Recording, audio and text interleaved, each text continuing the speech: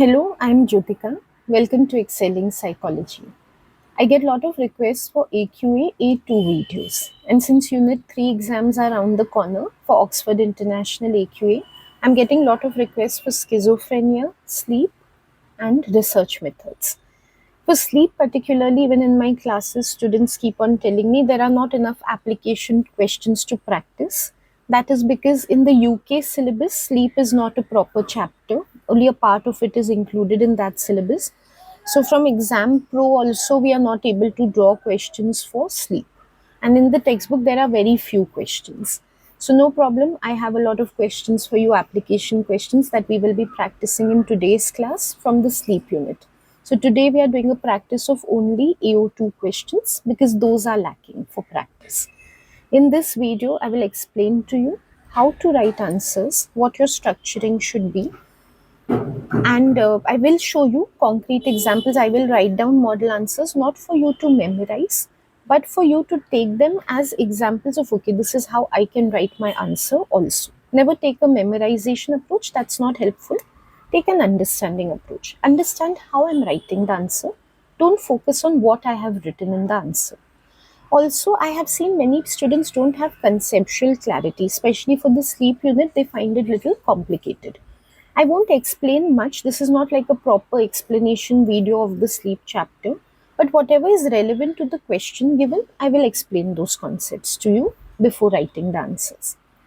Okay, so and also I will not talk much about overall how to structure answers or mark schemes and all. I will just restrain myself to how much is relevant here, that much I'll keep on explaining to you. So if you want to know about in general for your AQA, Oxford AQA, how to structure answers, how to look at the command terms, how to look at the marks which are given, what are the mark scheme requirements, please watch the other videos on my channel. Okay, so I'm coming to the first question here. A factory introduces a rotating shift schedule for its workers where employees alternate weekly between day shifts, that's 8 a.m. to 4 p.m., evening shifts, which is 4 p.m. to midnight, and night shifts, which is midnight to 8 a.m. After 6 months, the management notices a rise in employee fatigue, errors in operating machinery, and increased health complaints. Using your knowledge of circadian rhythms and shift work, explain why workers are experiencing these issues. Now, in this question, very directly, they have named the concepts which are relevant. Like you can see, circadian rhythms and shift work. That is not always the case. In all the questions which we are going to see, you will not always find that they have named, okay, these are the concepts you need to apply. So, if that is the case, the first thing you need to do is identify the concept which is relevant to the scenario given. So, first principle to answering application questions is within the larger topic that's asked, you know it's about sleep, that you can identify sleep. Within whatever you've learned in sleep, which is the concept which is relevant to this scenario, circadian rhythms and shift work. So first be clear on that. Next, look at the command term. Explain why, meaning you have to give reasoning for this answer. You can't just name something and say, okay, this is what is happening. You need to reason out why or how that thing is impacting, how that concept is impacting whatever is happening in the situation. Then look at the marks. Even that is very important. It's worth 2 marks. So when you write an answer, it should justify 2 marks. Don't write unnecessary elaboration. Like some students treat every answer as a long answer. So for 2 marks, also they'll be writing answers as if it's a 4 or 6 marks. It's strictly 2 marks. So write with that amount of precision. Okay, now, like I told you, I will explain the concept to you so you have clarity before we can write. You've learned about shift work, and you have learned that when shift work takes place, that causes a misalignment between external cues, which we officially call exogenous Zeitgebers, in this case, night and daytime, and internal cues, what we call endogenous pacemakers, which is the sleep wake cycle.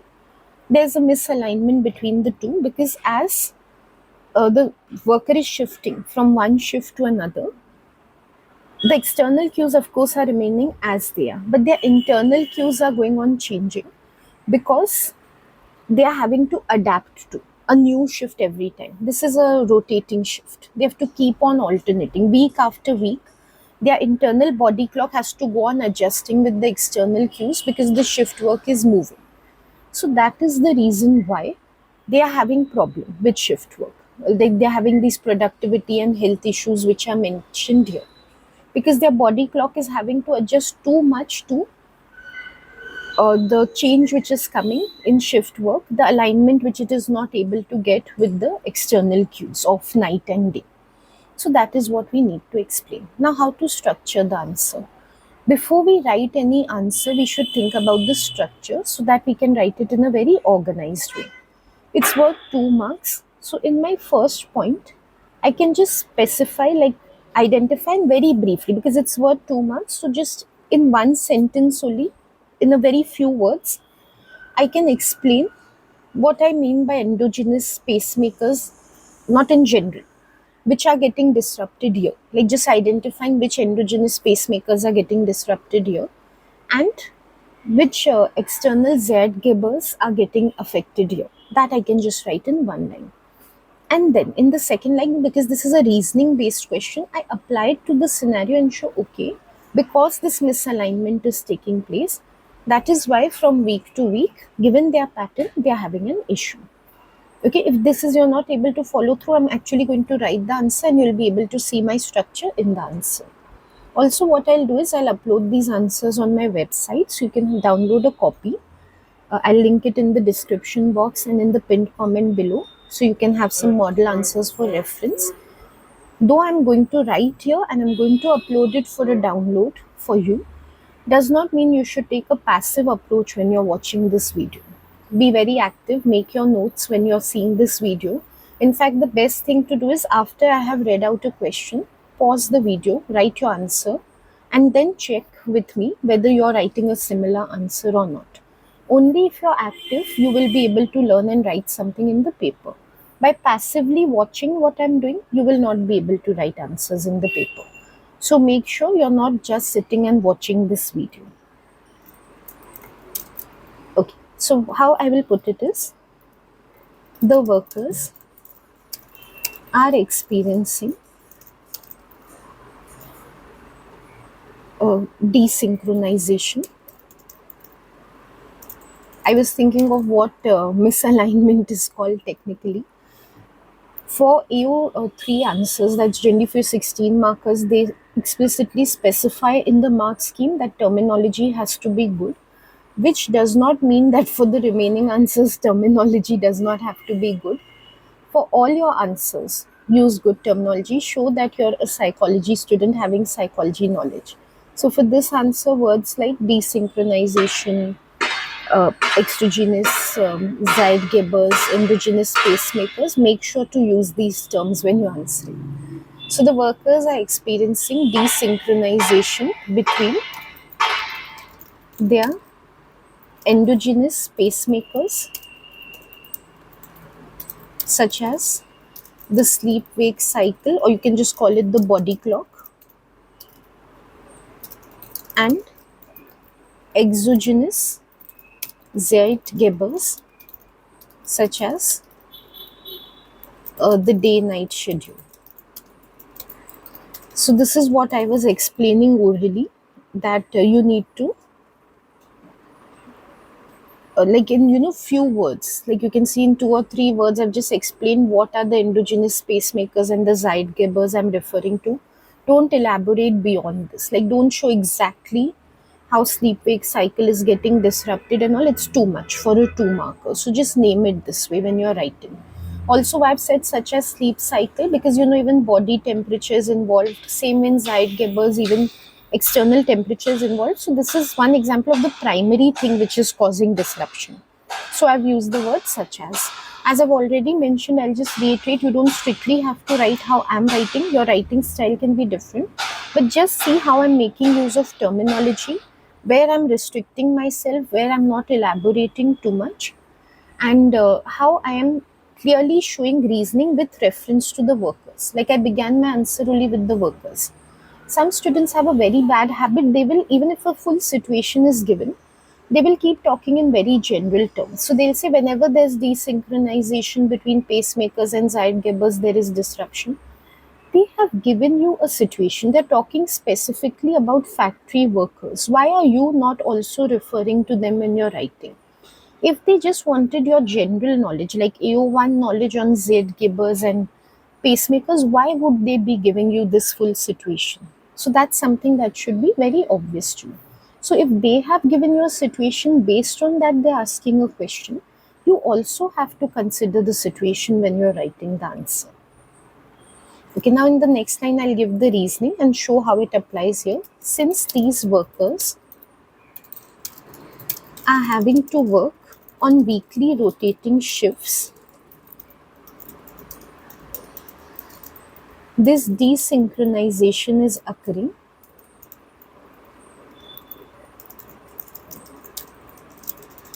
resulting in productivity and health issues.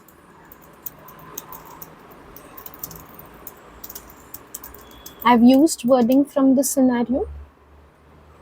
I've made use of the knowledge given in the scenario. I've not written a generic answer. Also, I have ended with directly addressing what was asked in the question. The question asked, why are they experiencing these issues?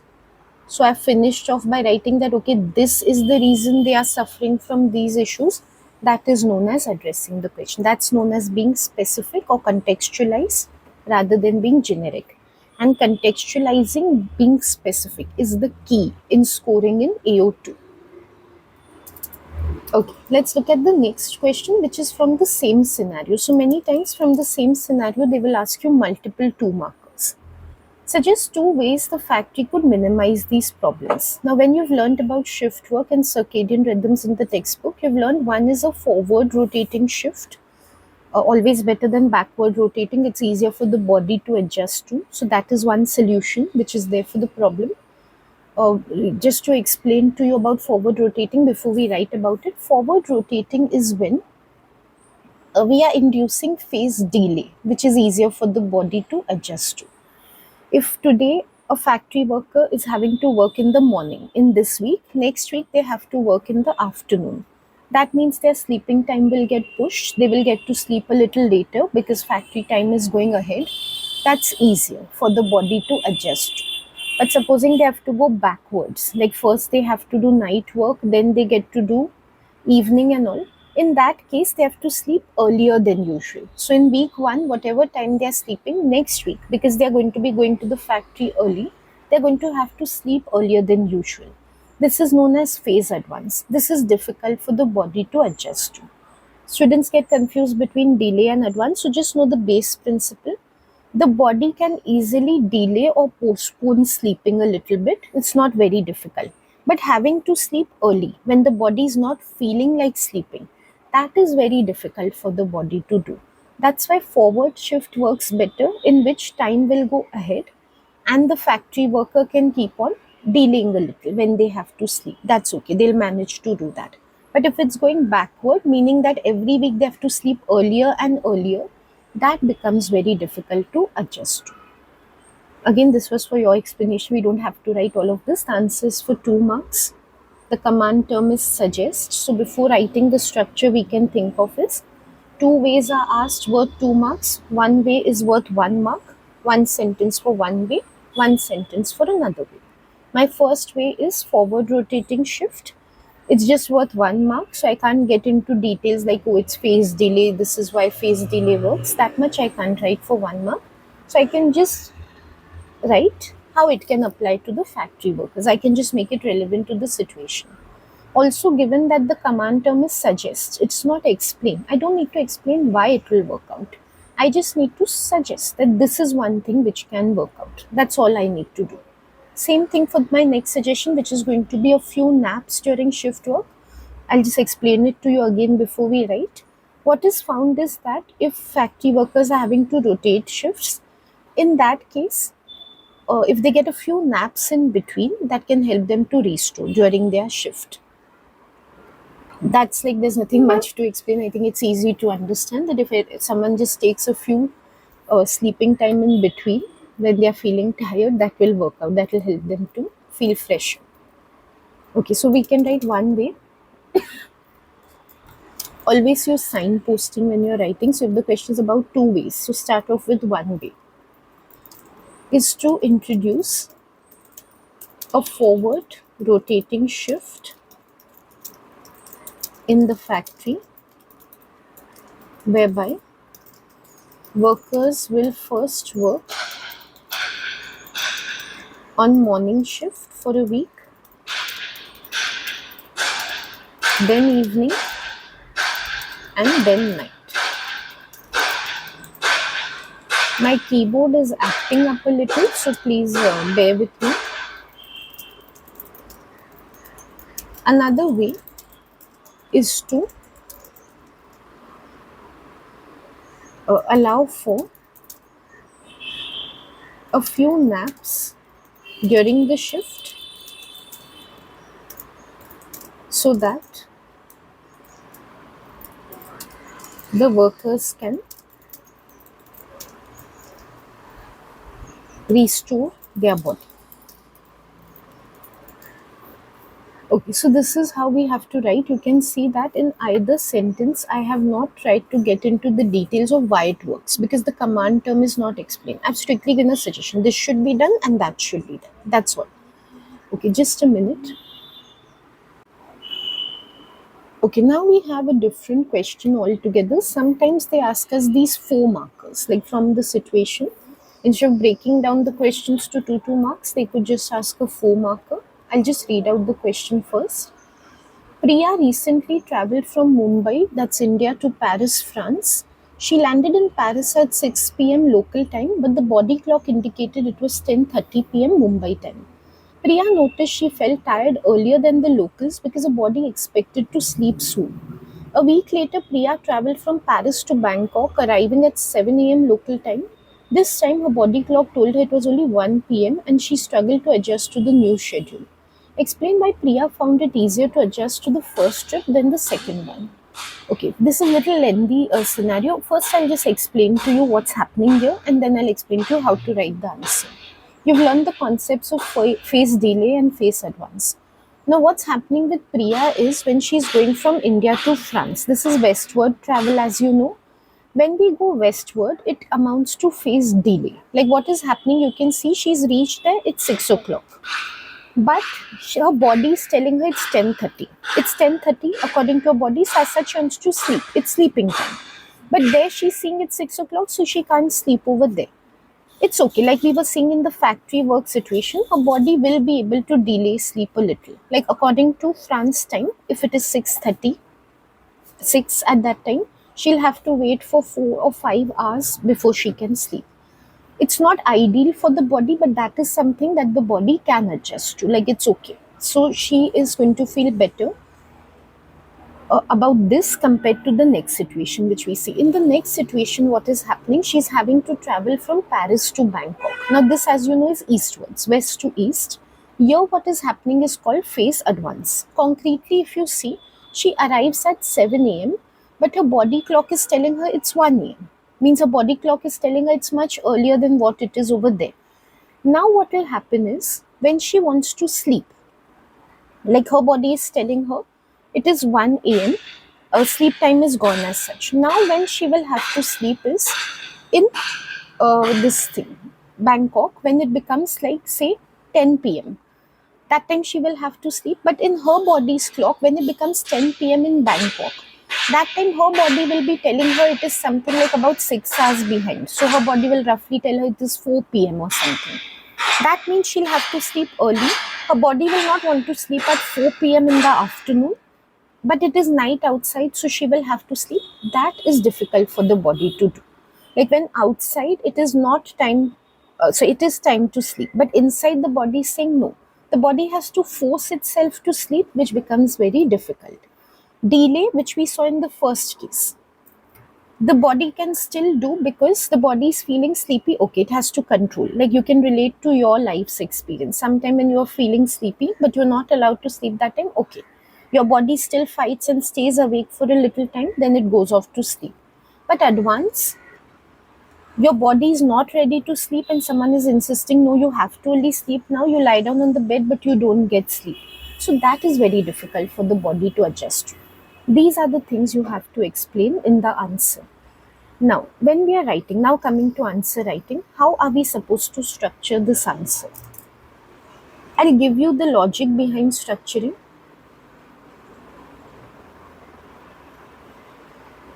I'm writing it here, so it might seem very elaborate. Like you might think, oh my god, so much I will have to think before writing. It just takes a second to think this. Because I'm showing it to you, it's going to take a few minutes. Okay, when you're structuring this type of answer, firstly, again, look at the marks. It's worth 4 marks. Okay, the command term is explained. They want some reasoning, but they want it for two different situations. Like you see, it's two situations rolled into one. One is the westward travel, one is the eastward travel. That means for each they are giving you 2 marks, meaning that this first section is worth 2 marks and the second section is worth 2 marks. It's very important to note these things if you want to score well. It might seem unnecessary when I'm saying, but you can't write answers intuitively. You have to take into account command term marks and all and then write the answer. So, what is worth 2 marks is the first situation which is given in which Priya is traveling westwards.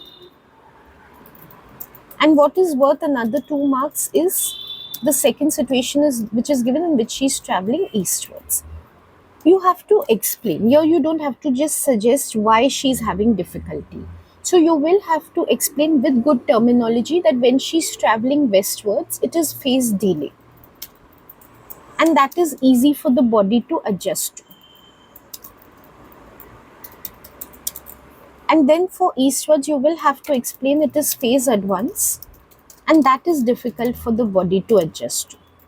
So now you should be able to see how you're going to score 4 marks. For just explaining the direction of the travel westward, you will get 1 mark. For explaining how phase delay is causing a problem in westwards, you will get 1 mark. So that's 2 marks.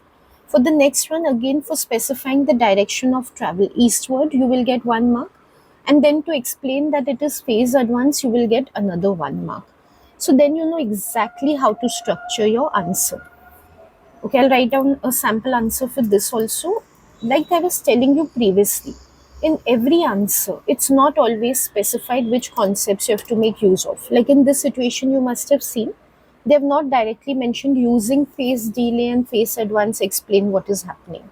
So you have to figure out what are the concepts. Make sure you know all the concepts coming under each topic. Okay, so how we can structure this answer is, when Priya travels from India to France, she is traveling westwards. This involves phase delay, whereby she has to adjust to a later time than her body clock, which is easier for the body to adapt to. So this is worth 2 marks. You can see I've mentioned the direction of travel. Firstly, that's very important. Then I've used the correct term phase delay. And because it's explained just in one line, I've explained that she has to adjust to a later time. However, when she travels, now I'm talking about the next situation, from France to Thailand, she's traveling eastward.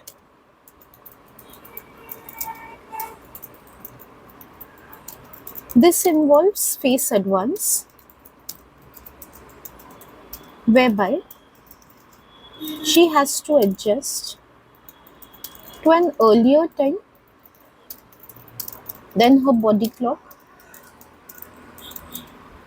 which is more difficult for her body to adapt to. Okay, I just want to reiterate this, what I've already said in the previous answer, because this is something I can't emphasize enough. This is where students are all the time losing marks. No doubt I have given the terminology and the concepts and all, but I want you to see how I'm constantly referring to Priya when writing the answer. I'm constantly referring to the Countries which are named in the scenario, students don't do that. They write AO1 type of answers no matter it is an AO2 question. So very generically they are going to talk about this is phase advance, this is phase delay. If we go westwards, this is the type which thing. They will not talk about Priya, they will not name the countries at all in the answer. That's a very bad way of answering. The reason they have given you the whole stem is because they want you to engage with it. Otherwise, like I said, they could have asked you generic questions. So absolutely do not make that mistake. Make sure you're writing just like I have written, referring to whatever is given in the situation. Make use of the context. That is the key requirement for AO2. Okay, let's look at the next situation which is given. Okay, just a minute. Emily, a 40-year-old marketing executive, flew from London to Los Angeles, crossing 8 time zones. Upon arriving, she felt disoriented and had trouble sleeping at night. During her flight, Emily drank several glasses of wine and watched movies instead of trying to sleep.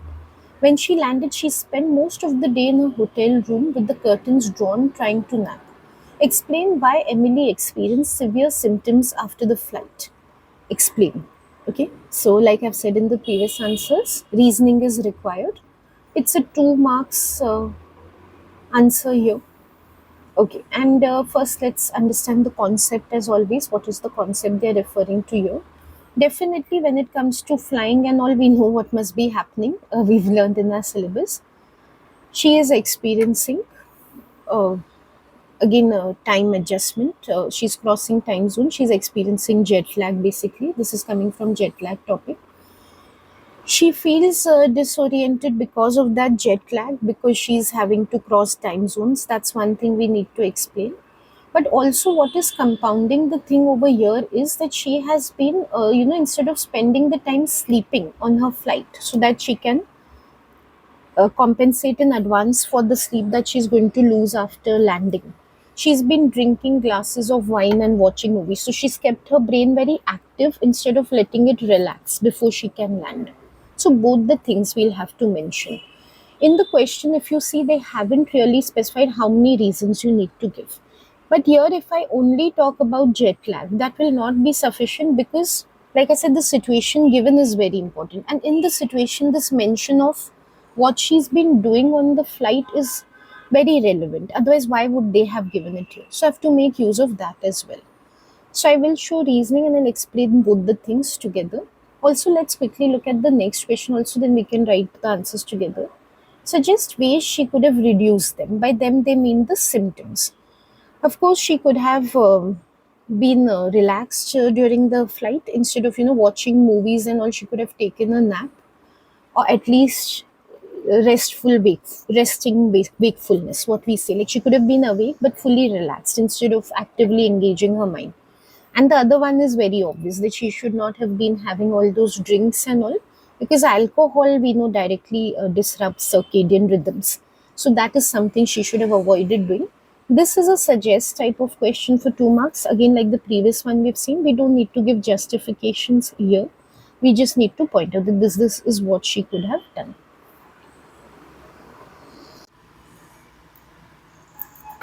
Okay, let's write these answers. Emily must have experienced these symptoms because, firstly, see, it's explained, so I'm using the word because, means I'm showing the reasoning. She remained active during the flight by watching movies instead of sleeping, which would have allowed her to compensate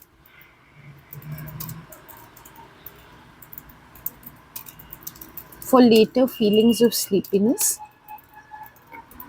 Also, drinking wine must have interfered. Either you can say with central nervous system functioning, or rather with circadian rhythms, body clock, anything you can say, making it difficult for her to relax during the flight. Okay, and the second one, what we can write is Emily could have reduced her symptoms by firstly sleeping, or at least being restfully awake rather than watching movies during the flight.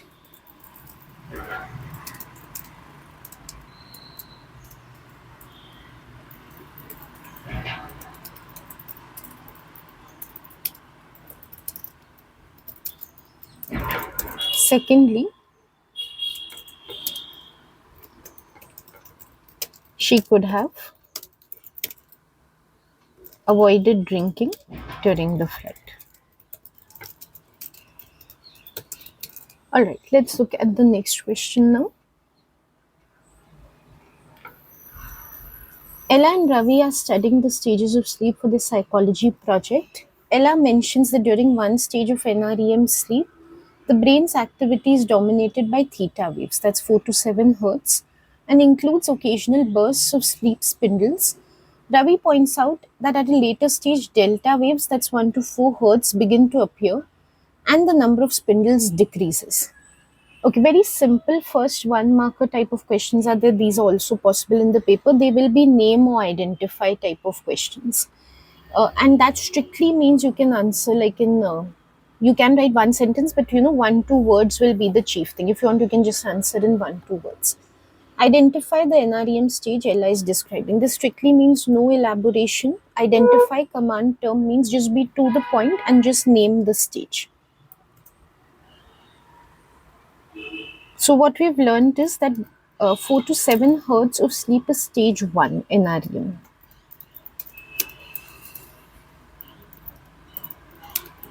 That's all. If you want, you can write a sentence. Ella is describing stage 1 NREM sleep, but it comes to the same effect. So if you want, you can just write it this way. This is preferred. Next is identify the NREM stage Ravi is describing. He's describing a stage where it's like 1 to 4 hertz, and that you have learned that is stage 3 NREM sleep. You can refer to the waves also, but when you refer to the waves, it becomes a little confusing. Like, is it stage 1 or stage 2? And is it stage 3 or stage 4? Because the type of waves are similar in 1 and 2 and 3 and 4. So it's better to refer to the hertz. And like always tell my students, that whole table which is given in the textbook for the 4 NREM stages and REM, you have to memorize the hertz for each. Okay, next is explain one characteristic of the stage Ravi mentions that makes it different from what Ella has described. Whenever there's a comparison type of question, like this is what this one said and that is what that one said. First thing is make sure to cover both sides. Like some students, they will say, okay, Ravi has mentioned NREM, so just let me give some feature of NREM. For example, we know stage 3 NREM is for physical restoration. So they'll think, okay, I'll mention that the stage which Ravi is mentioning is for physical restoration. But they won't draw comparison and say, what about the stage of what Ella is describing? You have to point out about that also. So you have to say, if stage 3 NREM is for physical restoration, then stage 1 NREM is not for physical restoration, rather it's like a transitionary phase. Like we've seen in Horney's theory also, these lighter stages which are there, they are just transitionary. They just help the body to go towards deeper restfulness. You have to mention that also. You have to say that what Ella is describing is a transitionary stage. You can't just say Ravi is saying this and leave it at that. That will just give you 1 mark. Secondly, here there's very big likelihood that students are just going to do restatement of what is given in the question, because in the question itself they've pointed out that spindles begin to decrease when it comes to the later stage. So many students, they'll just say in what Ravi has mentioned, there is a decrease of sleep spindles compared to in what Ella has described. That will not count. When they say one characteristic, even if they don't write explicitly, they mean not given in the scenario. They don't want you to restate things in the scenario. That's not what this test is about. Okay, so make sure, like I've already told you, you talk about physical restoration. Another alternative, you could talk about memory consolidation, which takes place in deeper stages. Talk about those things. Don't talk about the physical characteristics of the sleep, which are already given in the situation. Don't talk about those. Okay, you never get marks for restatement of what is given in the question. So you don't even need to look at the mark scheme or anything for these type of questions. As such, these are not past paper questions, so you won't get the mark scheme. But for similar types of questions, if you look at the mark scheme, never will you find that, just for restatement they are giving you marks. They'll explicitly mention for restatement don't give marks, so be very sure about that. Okay, what we can say is NREM stage 3 mentioned by Ravi plays a role in the physical restoration of the body, whereas NREM stage 1 mentioned by Ella is a light stage of sleep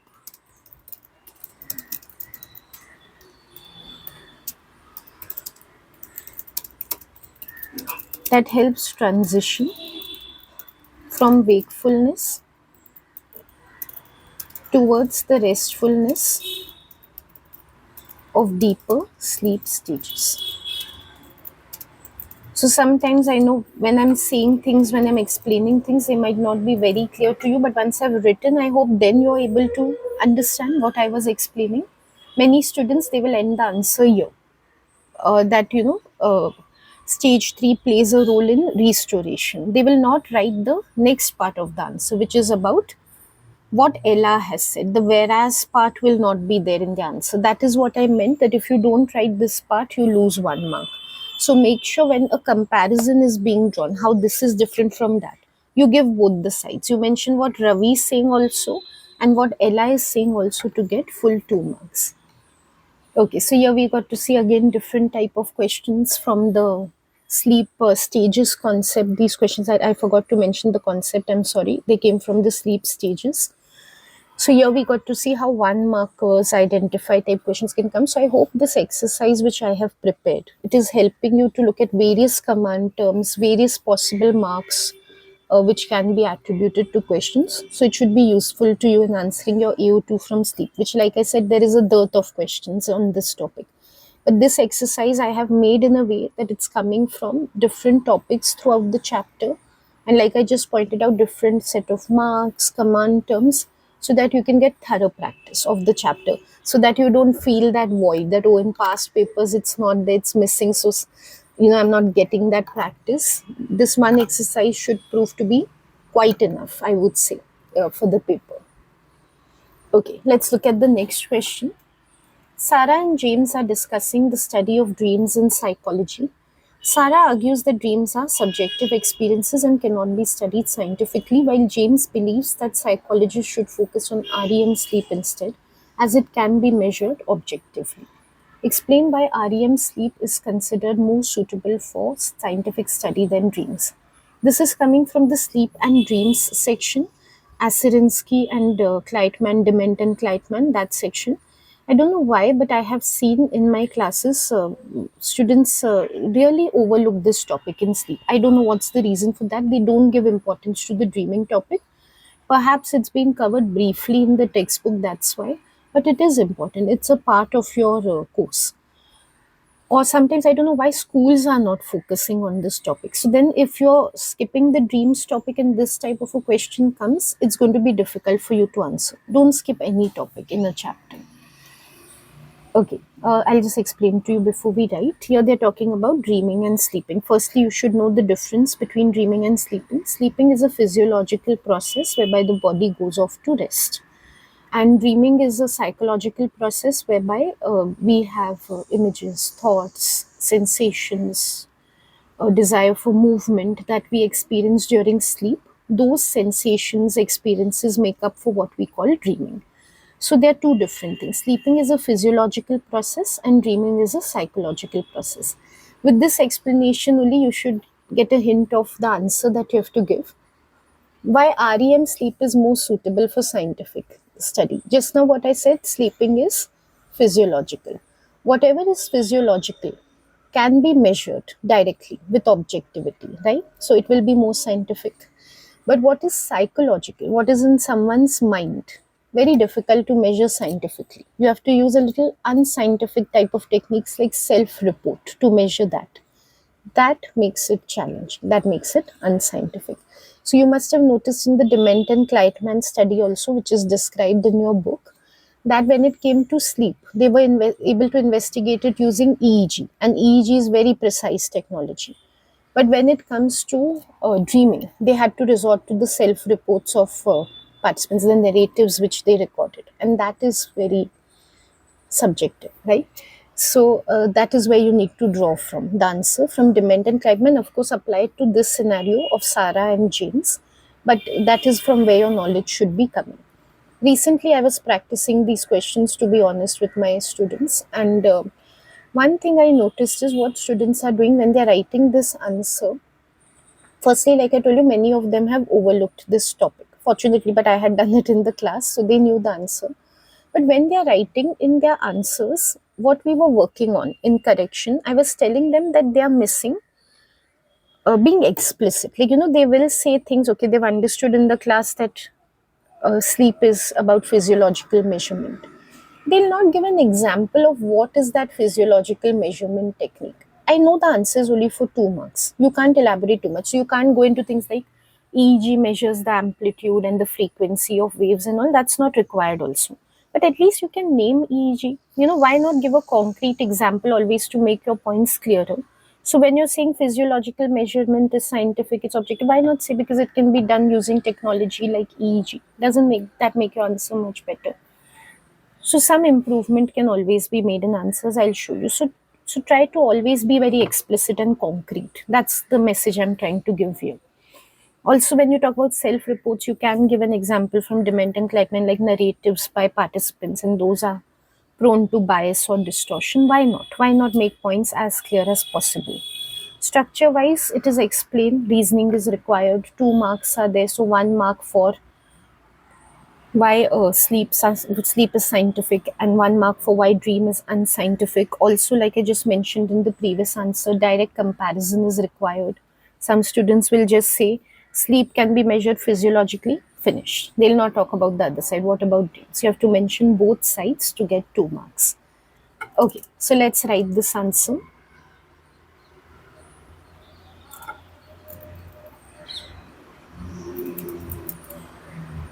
REM is more scientific as specified by James. It can be measured objectively by using technology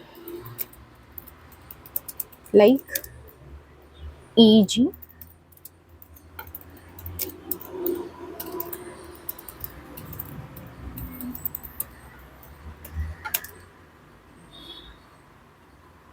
for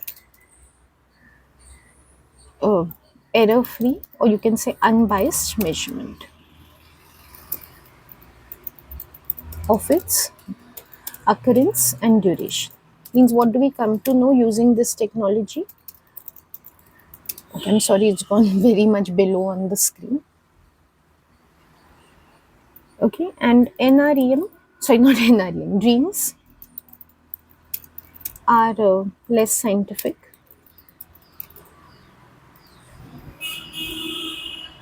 as argued by Sarah, since they have to be measured using self-report, which is prone to bias and distortion, like dream narratives, right? Okay, so you can write it this way. So you can see I have explained. If I would just write that because it can be measured by EEG, because that is by self-report. But what is the explanation? So what if it can be measured by EEG? It's error-free measurement. That's called explanation or justification. This is why it is scientific. And why self report is not scientific? Because it is prone to bias and distortion. Like I said, it's just about writing style. You can skip talking about EEG or dream narratives. You don't want to give explicit examples, that's fine. I just feel it makes for better answer writing, makes your points more clear. That's why I'm insisting. But these things are very important, what I've pointed out right now. Bias free measurement, being prone to bias. This is the explanation part of it. This is how you justify why this is scientific and why this. If this is missing, then you're not going to get marks. Also, we have to explain one challenge psychologists face when studying dreams. It is a little similar to the previous answer, like we've seen, it's about self report, and that's why participants can be biased in their responses, and it is not amenable to scientific measurement. See, it is similar to the previous answer, but how your structure is going to be different for this one is, first, you have to give any one challenge. I'm taking self report only. Here, you can explain more what I had explained before, that because it is psychological, because it's an innate experience, cannot be measured directly. That is why there is challenge in studying dreams. So, here you can explain more. The command term is explain only, though it's not given here. Previously, what they've given, they are following from that only. So, we have to explain one challenge, means we have to first point out this is the challenge. It is psychological, cannot be measured directly. In the next, you have to explain, okay, what is the problem with that? So, therefore, it's unreliable because people can distort their narratives, or because it can't be seen directly on the EG. So, think of it as 1 mark naming the challenge, 1 mark explaining the challenge. Okay, so here what we can say, one challenge is that dreams cannot be measured reliably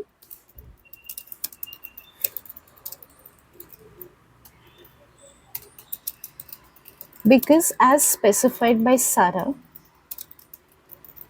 they are subjective experiences,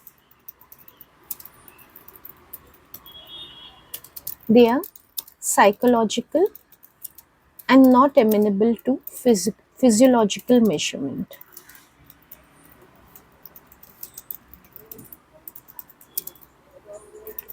They have to be investigated using self report of people experiencing dreams,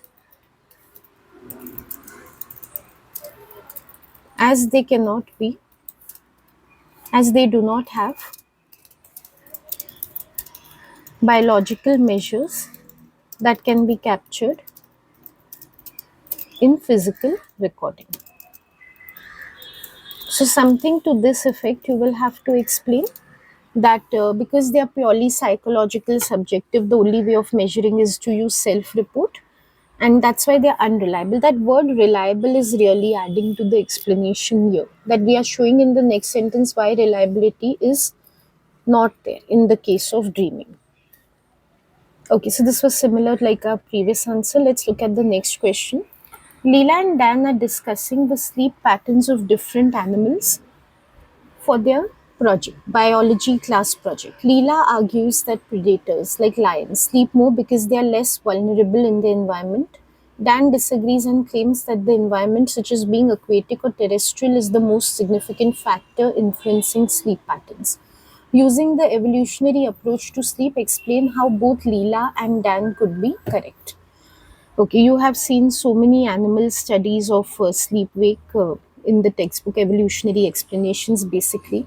What Leela is talking about is predation. So I'll just explain this to you. You've seen there are broadly two types of animals in the animal kingdom. Like, one classification is on whether they are predators or preys. Now, definitely, we have learned that predators tend to sleep more because, like Leela is saying, they're less vulnerable to the environment. The prey needs to sleep more so that it remains inconspicuous and does not get caught by the predator. So it remains safe by sleeping. Predator has no requirement to be safe because it's not the prey. So that is only actually what we need to explain for Leela, and this is the explanation. So when we take an animal like a lion, it's a predator, so it's not endangered that some animal is going to come and prey upon it, so it can sleep more.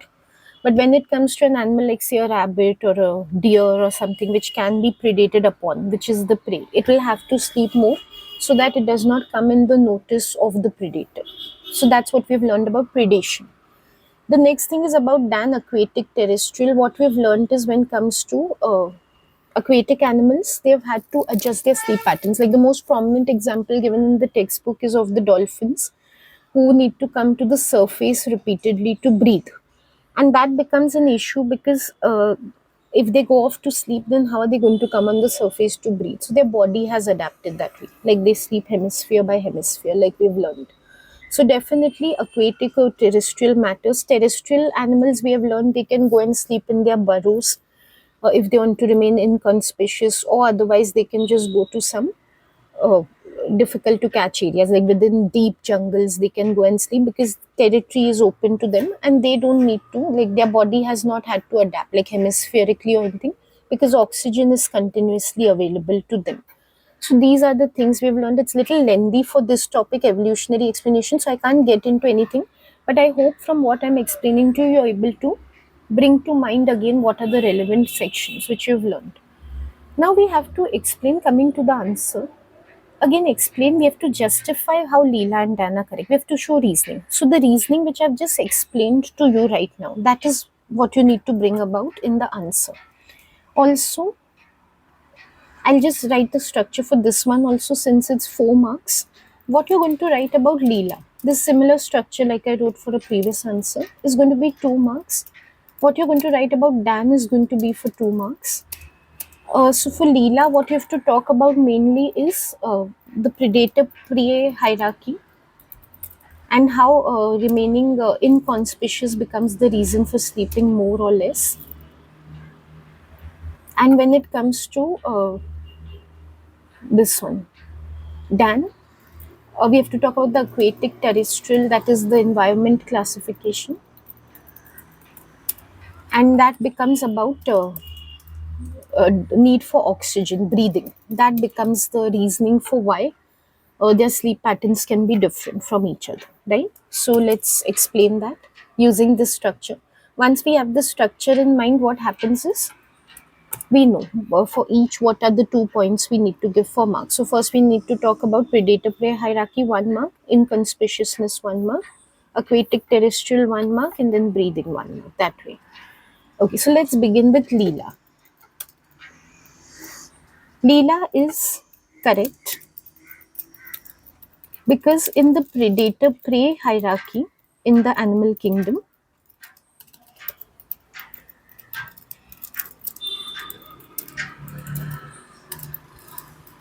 it is the predators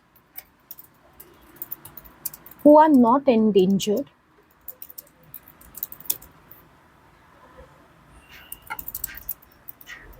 and thereby can afford to sleep more without any threat to life, as is the case with lions. Okay, so keeping on using wording, the example which is given in this situation. However, preys are endangered by predators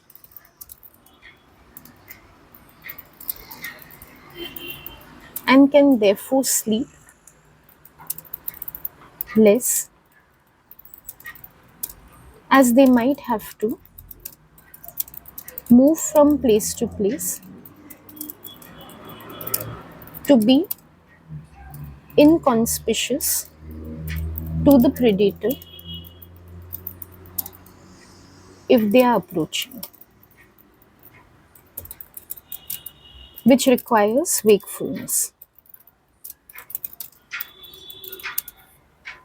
I know they haven't directly spoken about praise in this situation, like they've just spoken about predators. So you might wonder, why am I writing about prey? Because she's just talking about lions, just to bring about the contrast. Many times when we give a contrast or counterpoint to what is given, not counterpoint, the other side to what is given, gives more clarity to the original point. Like when we see why praise have to be more careful, automatically it shows that indirectly this is the reason why predators don't need to be very careful. That's why I've brought about that. And then we can say Dan is also correct, because in the aquatic terrestrial environmental classification in the animal kingdom, aquatic animals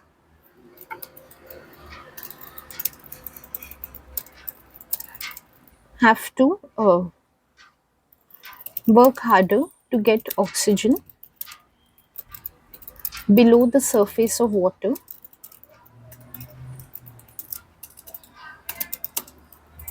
as compared to terrestrials who easily have oxygen supply available.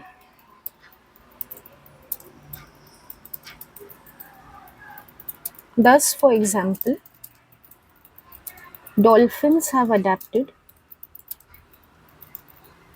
to hemispheric sleeping rather than complete sleep, so that they can keep approaching the surface for oxygen. Okay, what Dan has suggested, he has not given any examples, unlike Leela. Leela has given the example of lions. So for Dan, he hasn't given any example of which animal is aquatic or terrestrial, so we can give an example from what we've learned.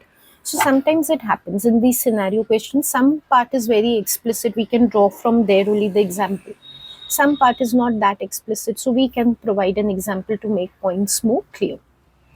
Okay, let's look at the next question. I'm not having too much time. I don't know how much I'll be able to cover, but let's try to quickly cover one or two questions more. I think I've explained enough about command term marks and all. So just for the sake of, being quick now, I'll go a little faster with these questions. I'll explain to you, but I won't go into that much detail. Sophia is a 30-year-old woman who works long hours as a software engineer. She often experiences poor sleep quality with difficulty falling asleep and frequent wake-ups during night. Recently, she has become concerned about impact of her sleep on both her brain and body function. When you see wording like this, only you know they're going to ask about stages of sleep. One evening, after a long day of work, Sophia manages to get about 7 hours of sleep. During this time, she experiences deep NREM sleep followed by REM sleep, but also spends some time in light NREM sleep. Sophia wonders about the role of different stages of sleep in her health, particularly in relation to brain restoration and tissue repair. Okay, now these stages of sleep, they made it even more specific to Horney's theory. So based on Horney's theory, explain why REM and deep NREM sleep are essential for Sophia's brain function. All right. We have learned in Horney's theory, I'll just explain quickly first, that REM sleep is required for brain restoration, NREM sleep is required for body restoration. That's the distinction. So, definitely, why REM sleep is essential for Sophia would be because she needs her brain to restore. She's working as a software engineer and all. So, her brain cells and all will be able to revive when she's sleeping. Don't get into memory consolidation and all your that much detail is not required. Also, that's not, many students confuse it with REM. Actually, that's not what happens in REM sleep. So, just avoid that topic. Just stick to brain restoration in REM. Deep NREM, why it's responsible? See, again, not memory consolidation and all, because they've given you a hint by talking about tissue repair. So just stick to what's in the situation instead of like straying away from the situation. So we know tissue repair, physical restoration is what is happening in the NREM state. So we can focus on that. Explain why. So again, command term is explain. It's for 2 marks. Okay, let's address it that way. 1 mark will be for REM, 1 mark will be for NREM. Okay, REM sleep is essential for Sophia because her brain will restore at this time. This is good explanation, but have we made it relevant to Sophia? Like, have we used enough wording from scenario to apply to her? No, so we need to mention that at this time, which is necessary for her as she is having poor sleep quality. Okay, so brain will restore, which is getting sacrificed by poor sleep quality. That is what I want to indicate. NREM sleep is essential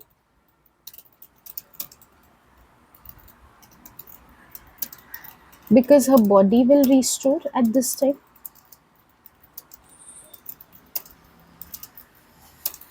which is necessary for her as she is worried about her health and especially tissue repair of the body. See, it's for 1 mark each, so there's not much elaboration that we can give. Also, they have mentioned some things about what Sophia is specifically concerned about. So, I've mentioned those things and I've avoided talking about learning and memory consolidation because she's mainly concerned about the physical aspects. So, I'm restricting my answer to that.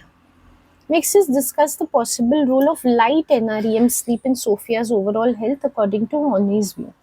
Many students don't read carefully. This is what I noticed in class also. Like later when I point out, they will tell me, oh ma'am, we just misread. But see, because of misreading, you are missing the answers. You're not writing correctly. They've specifically asked you light NREM. They're in such a rush to complete the paper that they will just read NREM. And any point that applies to deep NREM, they will give you. So what they will say is, again, they will talk about tissue restoration, physical restoration. That's not what's happening in light NREM. Specifically, they're asking about light. So then you just need to address what happens in light NREM. We've addressed it in one of the answers before. So the explanation I'm not repeating. I'm directly writing the answer. Light NREM sleep, in fact, you can write this explicitly, will not help Sophia restore her health directly. However, it will help her to smoothly transition towards deep NREM stages, which help body restoration. So, indirectly, they will enable her health to improve.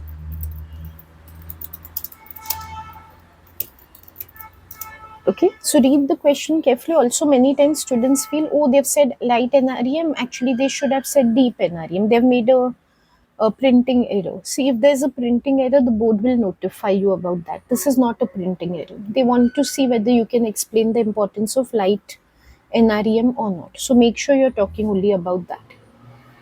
Here the command term was discuss. It's not so much about explain, it's just like about pointing out, which I have done. This is what light NREM. That's why I've not gone into justification of like naming the stages 1 and 2 are light and slowly the waves get deeper and that's how it transitions. That much explanation I'm not doing because that was not the command term.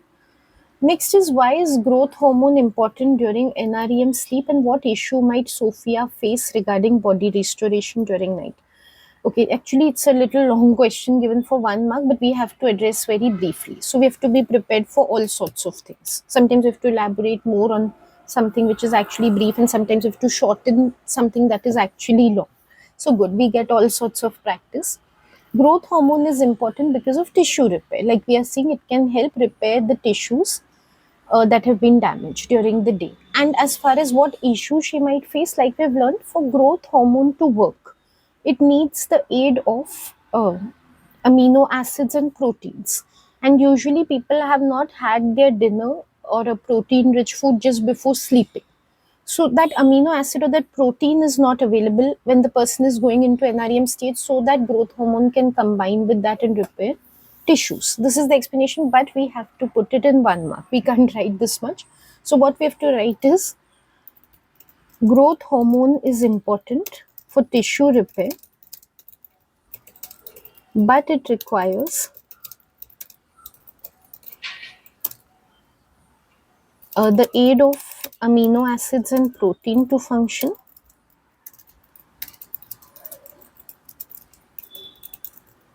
which Sophia might not have available at night.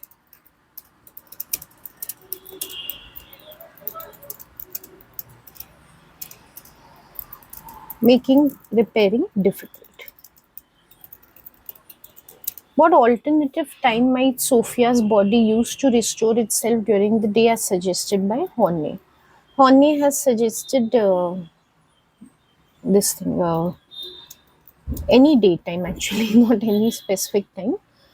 He's just spoken about restorative nap. So we can say daytime can be used by Sophia. Morning to afternoon, daytime. He's been broad about it, not very specific. So morning to afternoon time for restorative naps is what she can use. A what question is like a suggest question. If we talk about the command term, definitely no explanation required. Like why she should sleep in the day only or why she should take nap instead of full sleep. We don't need to get into those things. So we can say as suggested by Horney, Sophia can take a few restorative naps during the morning to afternoon time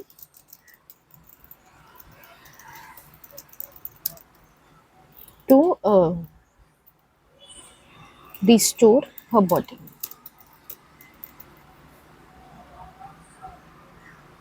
All right, let's look at the next question. Unfortunately, this is the last question which I can take up. So let's do this one quickly. Tom, a 28-year-old man, has been struggling with sleep for past few weeks. He finds it difficult to fall asleep, often taking more than 30 minutes to drift off. He frequently wakes up several times during the night and struggles to get back to sleep. As a result, he feels extremely tired and irritable during the day, impacting his work performance and social interactions. Tom has not been experiencing any obvious triggers such as stress, and he does not have a history of any medical conditions. Based on Tom's symptoms, what type of insomnia might he be experiencing? So, this is coming from the last section of the unit, which is on sleep disorders, and they've directly named insomnia here. So, concept wise, we know what it is. Just to explain to you quickly, insomnia is about either complete lack of sleep or just very, very poor quality of sleep, such that sleep does not contribute to restfulness. So, that is what is happening with Tom. Number of symptoms are given, typical symptoms like not being able to sleep at night, and that's why, because of lack of restfulness, being irritable and on the edge in the day. So, typical things Tom is showing. Now, what they're asking is based on Tom's symptoms, what type of insomnia he might be experiencing. We've learned about primary and secondary insomnia, and we've seen that primary does not have any particular reasoning why it is happening. Secondary is the one which is associated to some other medical condition. So, when they say that Tom does not have any obvious triggers, that wording is the key to understanding that it is primary insomnia, because that is without any medical condition. So I know sometimes what happens is situations given are long. Students, they're in a rush, mad rush in the paper. That's why you're not supposed to take a mad rush approach, like I've explained previously in one of my videos. When you go into mad rush, what happens is you miss out on key sentences. Like there are no obvious triggers. Then I don't know, students will start talking about chronic insomnia, this, that, like totally irrelevant types will come into the picture because they've not seen the direct hint which is given, does not have any triggers. Why have they mentioned that? Because they're hinting towards primary insomnia. This is very easy answer to score on. So make sure you read the question carefully. That's all that's required. Also, what type of insomnia? This is like an identify name type of a command term. So you can just specify, no need for any explanation or elaboration. So you don't need to, if you want, you can say since there are no triggers, but not required. What diagnostic criteria are most relevant to Tom's condition? Very obviously given again in the question. So this one's like really easy to score. We've seen one diagnostic criteria for identification of insomnia is that uh, the sleep delay should be like 30 minutes or more. So in Tom's case, directly they've specified it takes him more than 30 minutes to drift off. So that is there. Another criterion we have seen is repeated awakenings at night. So he frequently gets up. Another is irritability. So as such, there are many. I'm just taking two right now because it's for 2 marks. They haven't said that you have to take two criteria, but criteria firstly it's in plural. So let's take two. Let's not take one. And to justify 2 marks, let's think of it as 1 mark for each criterion. So we can say one criterion is uh, taking 30 minutes or more to drift to sleep. Another is, uh, which is the case with Tom, means we are trying to say this is only the criterion and this is only what is being seen in his case. Another is repeated awakenings at night, and as seen in the case of Tom,